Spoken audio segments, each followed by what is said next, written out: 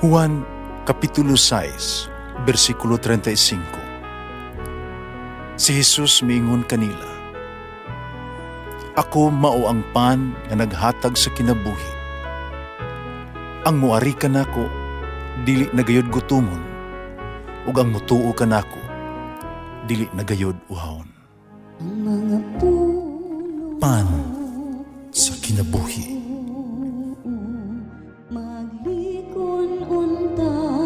Sa mong pagtuo o gagakakabi sa pagtuman sa imong mahal nga kasuguan. Ang Ginoo na kaninyo. Santos nga Ebanghelyo sumala ni San Lucas. Niabot ang panahon nga si Isabel manganak na. Nanganak siya lalaki. Nakadungog ang iyang mga silingan o mga paryente nga maayo gayud ang Ginoo kaniya. Nangalipay silang tanan uban kaniya. Sa kasimana na ang bata, mihana sila aron paghimos seremonya sa pagtuli. Ilan na unta siyang nganlan og Zacarias, ang ngalan siyang amahan. Pagmingon ang iyang inahan, ayaw, huwa ng ingalan kaniya. Mingon sila kaniya, pag wala man kamoy paryente nagdala ni anang ngalana. Imisinya sila sa iyang amahan, at papangutana kaniya kung sa gusto niyang ingalan sa bata. Nangayog sulatanan sa Zacarias, ug misulat, Juan ang iyang ngalan. Nahibulong pag-ayo silang tanan. Diha-diha nakasulti sa Zacarias, ug gidayeg niya ang Dios. Nangahadlok ang mga silingan, umikaylap sa tanang kabungturan sa Hudiya ang balita mahitungod ni ining mga butanga. Nang malandong ang tanan, kinakabati ni ining mga ugnangutana, unsa kaha ang kaugmaon nining bata? Kay tataw kaayo, nga ang gahom sa Ginoo nagauban kaniya. Mitubo ang bata, midako sa lawas ug sa espiritu. Nagpuyo siya didto sa dapit nga awaaw hangtod sa adlaw, na matubang siya sa katawhan sa Israel.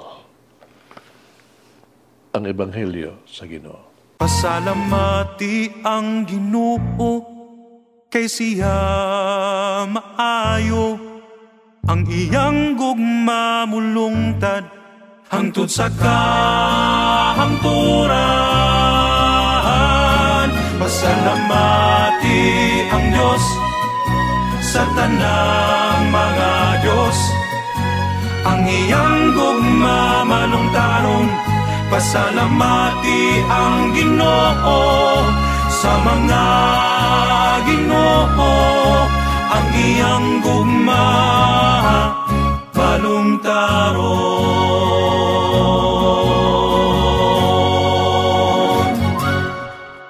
Being God's gift to others. Ebanghelyo karong adlaw naghulagway sa pagkatao ni San Juan Bautista. Anyway, pista ron ni Saint John the Baptist. Ang iyang amahan nagsulat, Juan ang iyang ipangalan. Kiniusa ka mas mubo nga Hebrehanong bersyon sa Yohanon nga nagpasabot nga si Yahweh. Mapanguron o si Yahweh napakita og pabor. Si Juan mao ang gasa sa Dios kang Zacarias ug Elizabeth. Usa siya kagasa sa katawhan, haro andamo niya ang pag-abot sa manunubos.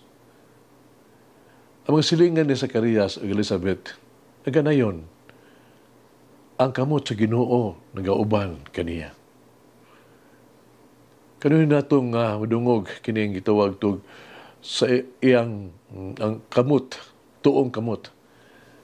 Nga diin kini nagpasabot kini gitawag tug gahom, no, o giya. Kini mahimong mapasabot sa pagdawat o pagpili sad. Si Juan mao ang tao nga gipili sa Dios alang sa usa ka importante nga misyon. Igiyahan siya sa Dios ug yatagan siya og iyang gikinahanglang kaisog yun o determinasyon aron matuman ang plano sa Dios. balaan nga plano sa pagluwas sa katawhan. Sa atong kinabuhi, ang Dios nagpadala biyang mga tao aron pagtapang kanato. Sila nga ato ang mga giya ug tigpanalipod. Isip mga gasa sa Dios, sila ang mga Juan sa tuang kinabuhi. Pinagi kanila atong mabati o matagamtaman nato ang kamot sa Ginoo nga nagtultol kanato balik ngadto kaniya. Sa mata higayon, kita mag-uol o masakitan. Ang Dios kanunay nagauban kanato. Sa mata higayon nga kita madisgrasya, ang kamot sa Dios nagtabang kanato o nag-ayo kanato. Pinagi ni adto mga Juan, atong mabati nga buhi ang Dios. Siya duol kanato. O kita tinuod, makatagamtam, nga kita suod og mahal kaniya. At ang pagkatalong karon atong kaugalingon, kinsa gatong mga gasa sa Dios kanato. Nahimo na nga bakit ang mga Juan para sa uban? Doon ay sugilanon sa kinahangin na bisita siyang higala. No? O iyang giistoryahan siya, mitungod sa iyang anak nga upat ka tuig. Upat ka anak niyang lalaki na 4 years old. Nabalaka siya sa iyang anak kung sa kay kaugmaon kung pananing bata. Ayang anak ang lalaki, aktibo kayo. Gina siya sa iyang higala nga buhat kini ibutang ang usa ka sa lamisa, ibutang ang usa ka Biblia, usa ka puntir nga kwarta ug usa sad ka dulaan nga pusil diya sa lamisa. Niya so siya panid no? Tanawa kung unsa o unsay una ning pilion, ang Biblia ba, kwarta ba, o ang pusil-pusil. Bingon niya higala. Padayon siya, kung mupili gini siya Biblia, mahimo siyang pare. Kung kuhaon niya ang kwarta, lagmit gusto niya maghimog negosyante o accountant baka. O gadulaan nga pusil, nagpasabot nga, doon na siya nga mahimong sundalo o pulis. O ang inahan, gisunod niya ang gisulti sa iyang higala. Pagkasunod adlaw, may adto siya pag-usab, balik sa higala. Kung sa may nahitabo, nangutan ang higala.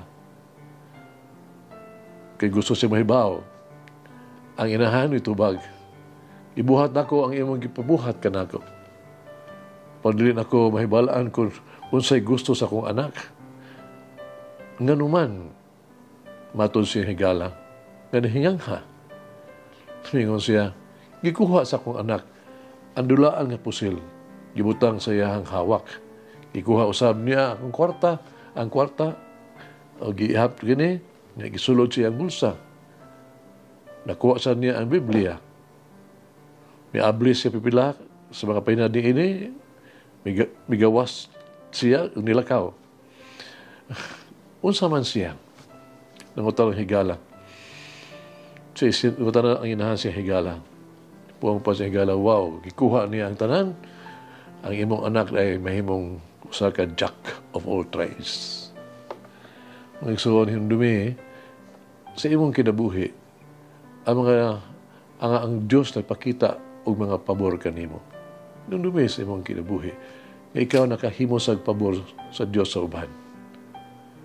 Niniyugto sa imong kinabuhi, unsa ka na lang, unsa alang ang Diyos, unsa alang sa Diyos ka, ug unsa man alang na mahimo sa imong isig ka tao. Mag-aampo kita. Nangitong amahan, among higumaon, ug napakabana nga Dios, maayo ka, ikaw buutan kayo. Salamat ako sa tanang grasya. Kidaig ko ikaw sa tanang panahon. Ako mag-ampo kanimo.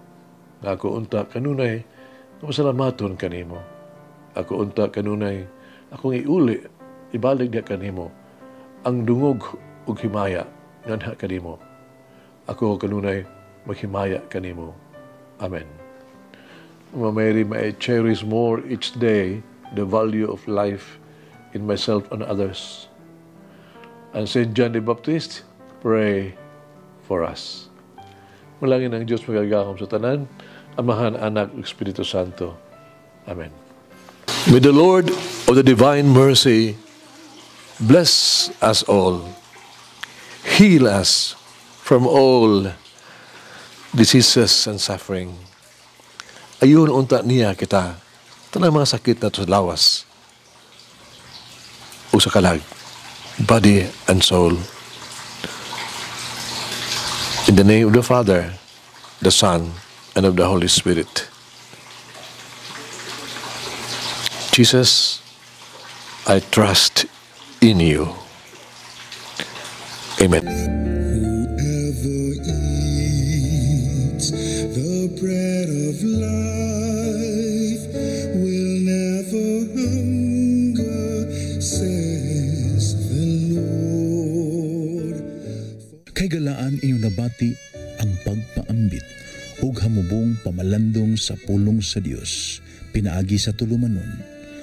Pan sa kinabuhi nga gidumala ni Monsignor Daddy Silva. Hangtod na usab sa sunod higayon, daghang salamat. The bread of life